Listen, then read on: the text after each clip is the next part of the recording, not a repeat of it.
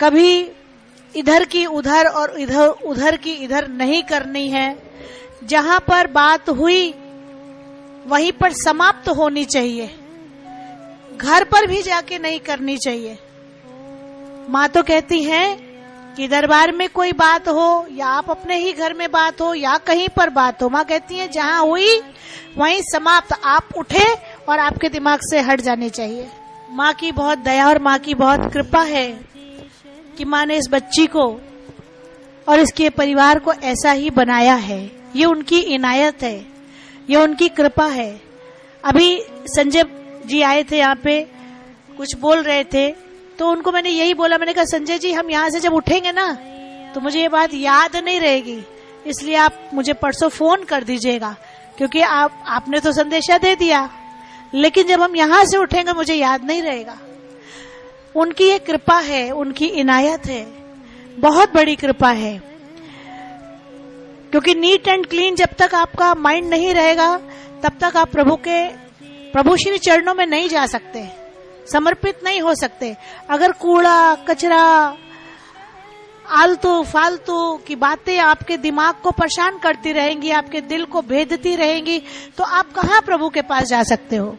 जब दिल neat and clean हो, जब माइंड नीट एंड क्लीन हो, मन निर्विकार हो, निर्विचार हो और प्रभु श्री चरणों में, तभी ये लग सकता है। और अगर दिमाग चलता रहे, हर समय विचार कौंधते रहे, तो कहाँ आपका प्यार उससे हो सकता है, कहाँ आप उसके नजदीक हो सकते हो, संभव ही नहीं है। तो इसलिए ये बहुत बड़ी उनकी विशेषता है, बहुत बड़ी कृपा है कि उन्होंने अपनी बच्ची को ऐसा बनाया है।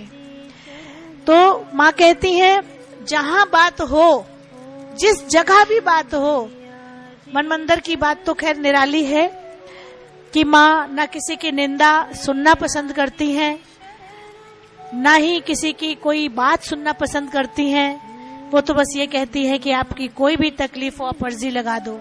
माँ को कोई किसी चीज से कोई लेना देना नहीं होता। तो माँ कहती है कुछ भी हो, कहीं पर भी हो, अगर आप किसी से बात कर रहे हो या कोई आपसे बात कर रहा है, तो जब आप वहां से उठे तो वो बात खत्म हो जानी चाहिए। वो बात घर तक भी नहीं जानी चाहिए, घर तक भी नहीं जानी चाहिए, वो बात खत्म हो जानी चाहिए। जानी क्या चाहिए? वाणी साथ में लेके जा सकते हो, वाणी लेके जा सकते हो, भजन कीर्तन के अनमोल बोल लेके जा सकते हो, लेकिन कोई और चर्चा नहीं लेके जा सकते। ऐसे बन जाओ कि जो बात जहां हो उसको वहीं खत्म करो, इधर की उधर और उधर की इधर मत करो, क्योंकि इससे आपके दुष्कर्म बनते हैं। आपने कहीं सुना, आपने अगले को कहा, अगले ने किसी और को कहा, किसी और ने किसी और को कहा। कहते हैं, एक पंजाबी में कहावत है, तू गल मुंहों कड, तू गल कहते हैं बात को, तू गल मुंहों कड ओ तेनू शहरों कड्डेगी। मतलब अगर आपने अपने मुंह से कोई बात निकाली तो वो सारे शहर में उसका ढिंडोरा पिट जाएगा।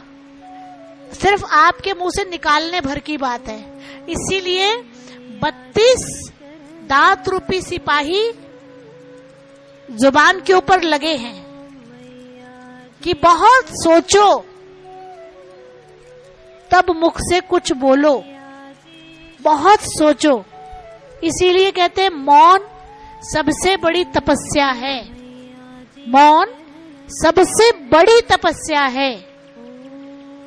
सबसे पहला मौन मुख से, और फिर जब ये मौन बढ़ता है, जब मौन का अभ्यास हो जाता है, जब आपका मुंह शांत है, आप शांत रहते हो, आप हाँ नहीं में जवाब तक उतर आते हो, फिर आप धीरे धीरे सिर्फ सर हिलाने तक रह जाते हो।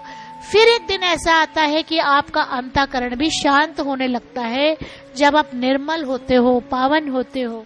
नमो नमो गुरुदेव तुझको नमो नमः, नमो नमो गुरुदेव तुझको नमो नमः।